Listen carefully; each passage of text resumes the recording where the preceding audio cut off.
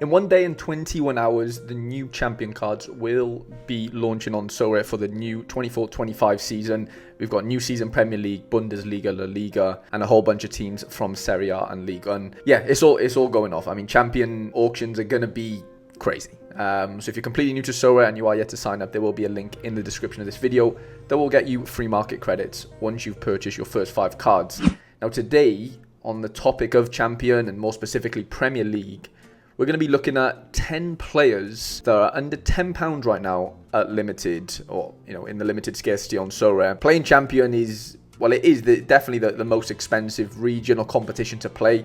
Never mind, Premier League more specifically. And so, yeah, finding cheaper options in general, that can score and can match some of the, some of the massive players in the Premier League, such as, your Rodris, your Cole Palmers and Salahs, etc.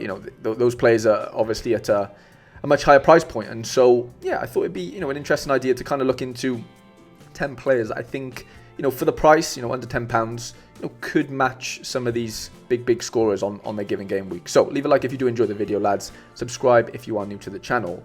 And let's just get straight into things. So we're going to be doing it over on Sorare data. And our first player is Leandro Martinez. Obviously left centre-back for Manchester United, 26 years old. And currently his price is £9.13. So just under the £10 range. Argentinian international, which always helps as well for utility. A player that, of course, struggled with injuries last season, unfortunately. But on his day, when fit, I think he is number one left centre-back, or, within the two main starting centre-backs for United. I know Lenny Yoro just got announced injured, I think, for the next couple of months. So, yeah, even though he's not a left centre-back, there is more reason now that Leandro probably starts regardless. And, when he does play, or when he did play outside of the injuries, you could see the scores were there, 31 AA. He's obviously somebody that loves passing the ball out from the back, and you do get rewarded for that on the Sorare matrix. Does pop up with the odd assist as well. But yeah, last season, there's not much to go off. Like, there's not many good previous scores because he just didn't play. But he's definitely in Ten Hag's plans now that we know Ten Hag is staying, to kind of relay, what he wants centre-backs to do on the field. And,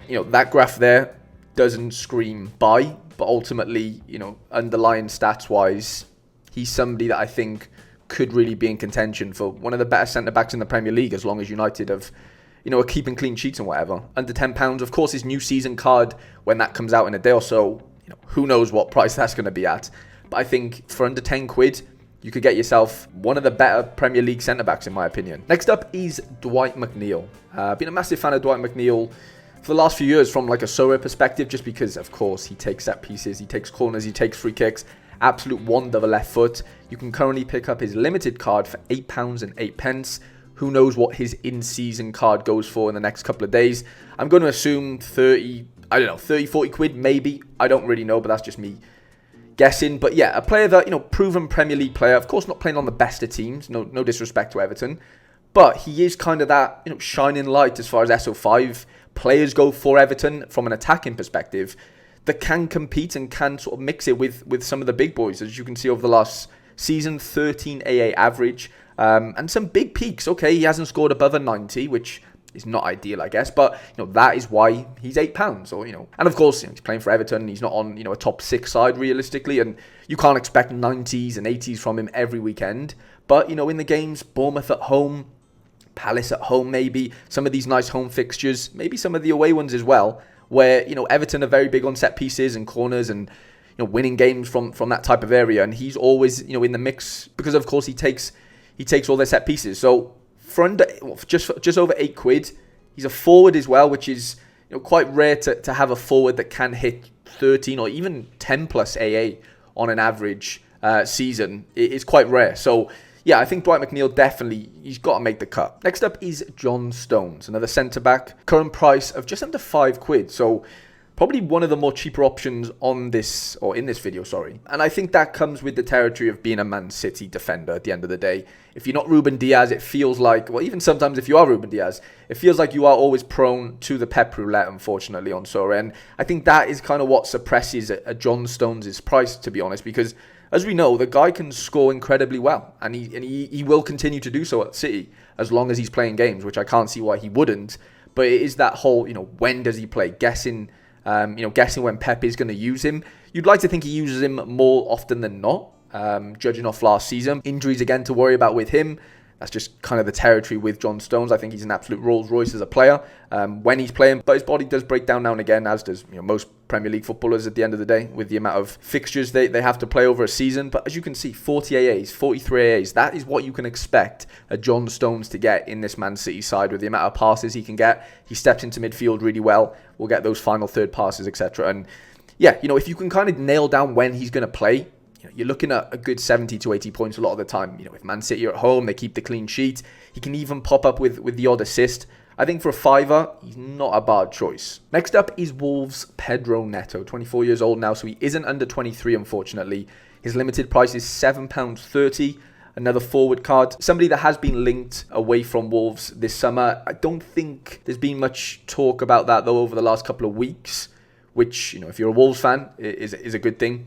But for me, Wolves' best player, when he's fit, yeah, again, another forward that can average around that 10 AA mark, which, over a season, I know he's been injured over the last couple of years and he hasn't really fulfilled his potential, I would say, over the course of a season, realistically. But, if he can stay injury-free, Pedro Neto could be one of the better forwards in the Premier League for me. I know he's not playing on a top six side, but Wolves will allow him to kind of do what he wants as far as take set pieces. He drifts all over the field in places, and yeah, he's always creating for Wolves, if not, scoring as well. So somebody for me could be a really nice forward budget option.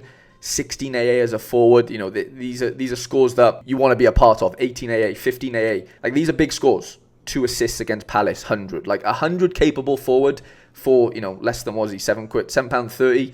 If you are shopping in the budget area of the Premier League, or you are just looking for a forward to complete your team, Pedro Neto, a fit Pedro Neto has to be in contention. Now for me, this one is a little bit riskier, and to be fair, his price, he's actually cheaper than John Stones, £3.65 for Sugawara, the new right back signing for Southampton. Now we still don't know where Kyle Walker-Peters is going to end up, if he even ends up anywhere. I can't imagine. Well, maybe they do end up with both of them, which could be a bit of a nightmare. So, proceed with caution with this one. But from what I'm hearing through pre-season, Sugawara is making some noise, and I'm also hearing that he has been taking a few set pieces, corners, etc., and getting in on some of the goal scoring action as well from right back. So apparently he's been performing really, really well from what I've heard. And yeah, for £3.65, okay, he's not under 23 anymore, but yeah, first time in the Premier League. There's definitely things to worry about as far as, is he going to adapt to the league and stuff like that. We've just seen Daniel Munoz. I know he's a little bit older, coming from Genk to Crystal Palace, but he's taken the Premier League by storm. And yeah, I think Sugawara's got to be in that conversation as well of being one of the better right backs this season. I know Southampton have just been promoted, and that might backfire. We'll have to see how the first few games pan out. But for £3.65, he could come up as a really sneaky option if he is taking Southampton set pieces. So keep an eye on Sugawara. And this wouldn't be a Harry Trades video, would it, if I didn't include the Welsh wizard, Brennan Johnson. He is currently at limited, what is he, £9.39. So yeah, really, really close to that £10 mark, but for good reason. I didn't realise how many decisives Brennan Johnson actually had last season for Tottenham. I was really surprised. I think it was 10 assists and 5 goals over that first season for Spurs. Now, I know there's not many peaks in there. He is lacking a peak, 80 being the highest score. But he is somebody that seems to get really good AA in the games where he doesn't get the decisive. So, for example, City at home, he gets 22 AA. If he gets a decisive there, you're looking at 85 plus, right? He seems to get these assists in games where his AA just isn't really there. And, of course, the idea is to get them to both happen at the same time, right? You want high AA and you want the decisives in the same game. Yeah, he wasn't starting every single game. There was rotation there with Kulusevski, Werner coming into the side. I know Werner's there as well next season as well. But he's somebody that, I'm a little bit biased, but I think he's only going to get better. I think Tottenham are only going to get better, and that should mean, I'm not necessarily saying he's going to get more decisive. 15 decisives is a lot, in a Premier League season. But where he does get the decisives, you've just got to hope that the AA is there as well. In those games. It happened against Everton here, so he got his 80 here, 20 AA with the assist, 10 AA in a game where he didn't get the assist, 20 AA in a game where he didn't get a decisive, 15. It was just kind of, his scores just didn't, from an AA and a DA perspective, didn't really match up perfectly last season.